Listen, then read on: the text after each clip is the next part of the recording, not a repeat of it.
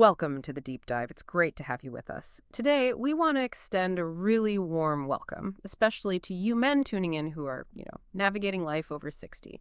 Life changes as we get older. That's just natural, right? And sometimes certain parts of our well-being, well, they might not feel quite as strong or reliable as they used to. It happens to a lot of us, but it's often something kept kind of quiet. So today, we're doing a deep dive into something many men experience, but maybe don't talk about much. Those changes in sexual performance, specifically around erection firmness and maybe consistency. You might have noticed it yourself. That feeling of, where did that morning confidence go, or things just feeling a bit less solid than before. It's easy to just think, oh, just getting older, or maybe it's all about testosterone or just blood flow issues. But as we often find here, there's usually more to the story. A lot of you might have already looked into diet, maybe supplements, perhaps even medication. But insights from Dr. Mohit Kars' work, based on decades of experience, point to something else, something often missed. So I'm really curious, what is this hidden piece he talks about? That's a great question, and it really gets to the heart of Dr. Carr's 30-plus years as a urologist. He's worked extensively with men in their 60s, 70s, even 80s. And what's fascinating is, yes, testosterone matters. Good blood flow is absolutely key. But that's really only like half the picture. What actually helps you stay firm, what keeps the blood where it needs to be for a strong erection, that involves muscle, specific muscles. When these particular muscles weaken, which happens over time, blood might flow in okay, but it doesn't get trapped effectively. It can leak back out, leading to, erections that aren't as hard or don't last. Oh, Dr. Khera identified these often overlooked hidden muscles, the pelvic floor muscles, as absolutely critical. They're the ones that are supposed to tighten and help effectively lock the blood inside when you're aroused. so it's not just getting the blood to the area. Exactly. It's keeping it there. That really shifts the focus, doesn't it? It does. But you mentioned these aren't like biceps. You can't just hit the gym for your pelvic floor, right? It takes precision. Precisely. Yeah, you can't just, do heavy lifting for these. It's about retraining them, very specific movements. It requires finesse. Okay, so what are these precise stretches or movements that Dr. Khera found work so well for, waking these muscles up again? Right. So Dr. Khera boiled down his clinical experience into 5 core foundational stretches. These aren't just random exercises. They're medically backed, designed to help restore that firmness, improve stamina, and kind of reawaken your body's natural ability. And the first one is really the starting point for everything else. All right, let's get into it. What's that first foundational move? How do you start reconnecting? The very first one is called the pelvic tilt. And it's foundational because its main job is to reestablish that connection between your brain and these muscles. Yeah. Think about it. Years of sitting, maybe not being as active, even just posture habits. And it can make men, especially over 60, sort of lose touch with these muscles. They go quiet. Okay. So this movement is all about awareness. You lie on your back, knees bent, feet flat on the floor, and then, really gently, you just rock your pelvis upward. You're trying to flatten your lower back against the floor. It's subtle. It's not about big effort. It's about control. Dr. Carr actually told a story about a patient, a man in his 70s, who, after just a month of doing this little move, said he started feeling different, alive down there. Wow. It literally teaches your brain and body how to talk to each other again in that area. It builds the base. That's fascinating, just reminding the body of something it knew how to do. Okay, so once you've kind of reawakened that connection, what's next? What helps with the flow? That's the perfect transition. Yeah.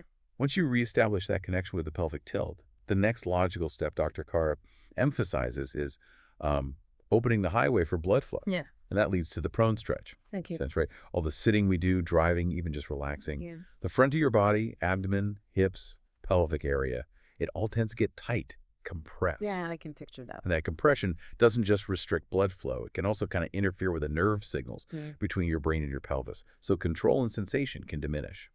For the prone stretch, you lie face down. Prop yourself up slightly on your elbows, lifting your chest just a bit. Gently engage your core. Don't strain, and focus on breathing deeply. Okay. What this does is create space where things have been tight for potentially years. It subtly lifts the pelvic floor too. You might notice better posture, maybe less back discomfort. But critically, it clears the path so blood can flow freely again. And as we know, for erections, good unimpeded blood flow is everything. Right, so pelvic tilt reconnects, prone stretch opens the pathway. Wow. But then there's the issue of control, right? Feeling like you can maintain things. What helps with that specific aspect? Exactly. Control is huge. And this brings us to the third move, the kneeling abdominal draw-in. This one often surprises guys with its effectiveness. Its purpose is to teach your deep abdominal muscles and your pelvic floor muscles to work together, like in perfect sync.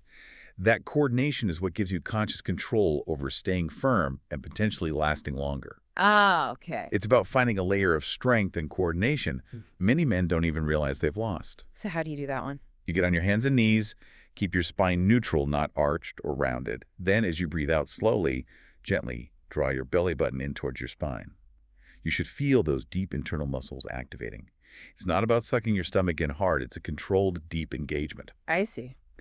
Dr. Khera mentioned a patient, George, a retired firefighter, 68, who apparently said, "Doc, I didn't even know I had those muscles, let alone that I could control them." Huh. Yeah, I bet that's common. Very.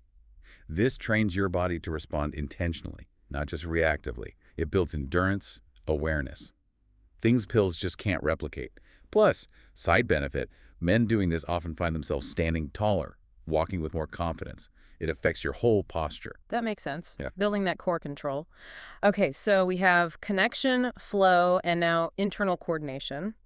What about overall strength and stability in that whole lower body region? Good point.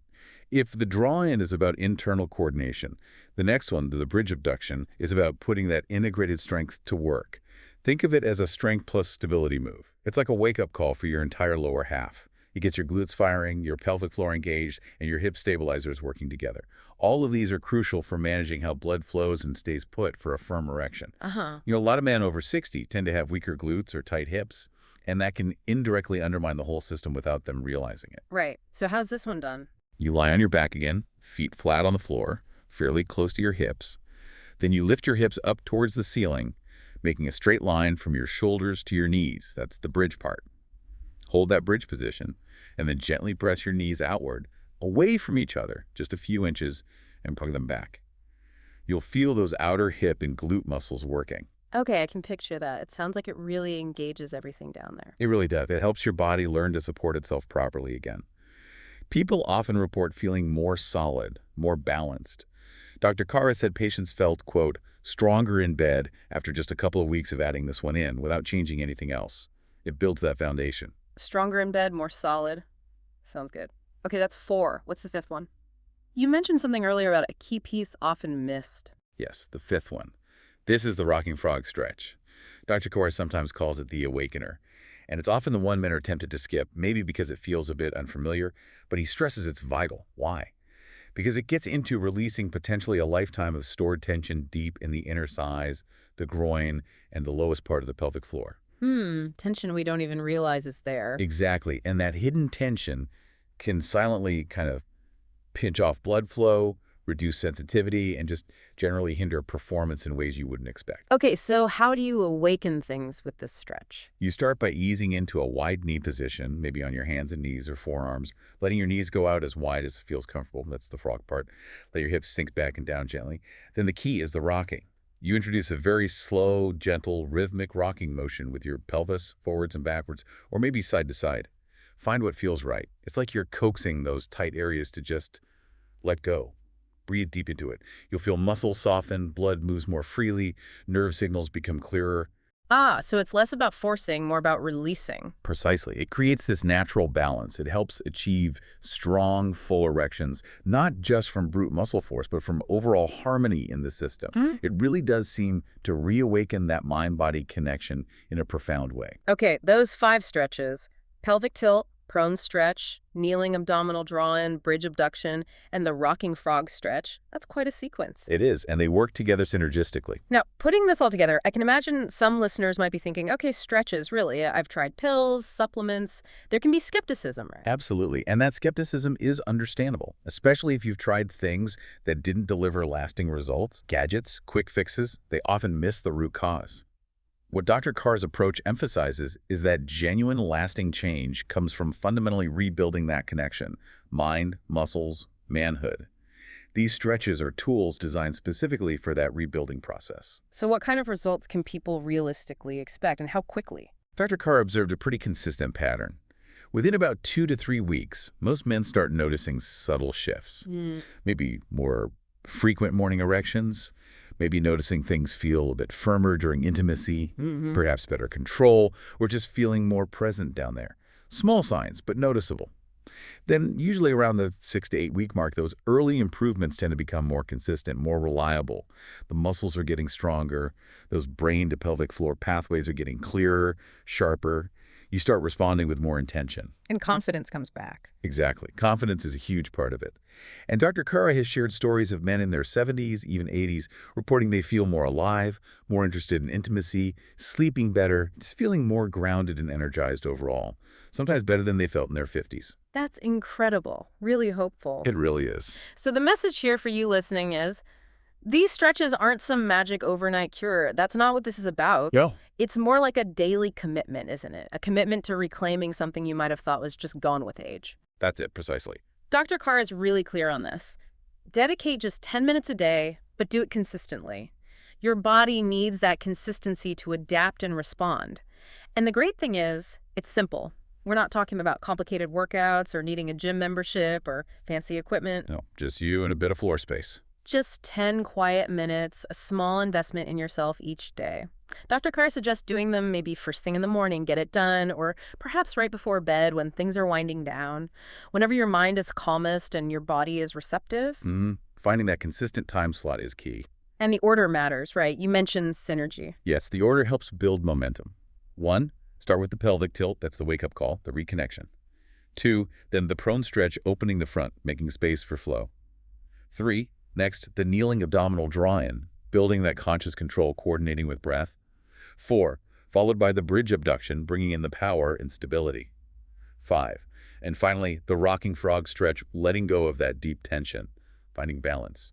Okay, so each one prepares you for the next, creates a kind of flow. Exactly. It Yeah. builds a rhythm, and honestly, your body starts to crave it because it feels good. It feels restorative. And one more tip Dr. Carr gives is maybe keeping a simple journal. Yeah, just a quick note each day. How do the stretches feel? What are you noticing? Even small things. It really helps build motivation when you see the progress written down. It becomes your own proof. That's a great idea. So when we boil this all down, what's the single most important thing you think people should take away from this deep dive? I think the most powerful takeaway is this. Your body hasn't actually forgotten how to respond the way you want it to. It just needs to be reminded. It needs to be re-educated gently. Dr. Khera has seen it time and time again, men in their 70s, 80s, regaining strength, confidence. Not from external fixes, but from consistently doing these simple internal movements. Right. It's about working with your body's inherent ability. Precisely. The pelvic tilt reconnects you, the prone stretch opens the pathways, the draw-in give you control, the bridge abduction builds integrated strength, and the frog stretch releases that hidden tension. It's a complete system. So don't underestimate these stretches. They might seem simple, but the potential impact is profound. They work on rebuilding confidence from the inside out, restoring blood flow naturally, retraining your nervous system, and just reconnecting you with that part of yourself that absolutely still knows how to thrive. It really isn't too late. You don't have to just accept decline as inevitable or buy into the myth that aging automatically means fading away in this area. You are likely stronger, more capable than you think. Give yourself that 10 minutes a day. Really commit for a few weeks. Maybe track your progress like we discussed. Stay curious about what your body can relearn and achieve. And here's a final thought to mull over. Strength isn't just something you used to have, it's something you can actively choose to build starting today. Thank you so much for joining us on this deep dive. We truly hope this exploration has given you some valuable insights and maybe a clear, hopeful path forward. If you found this helpful, we'd really appreciate it if you'd take a moment to rate or review the deep dive.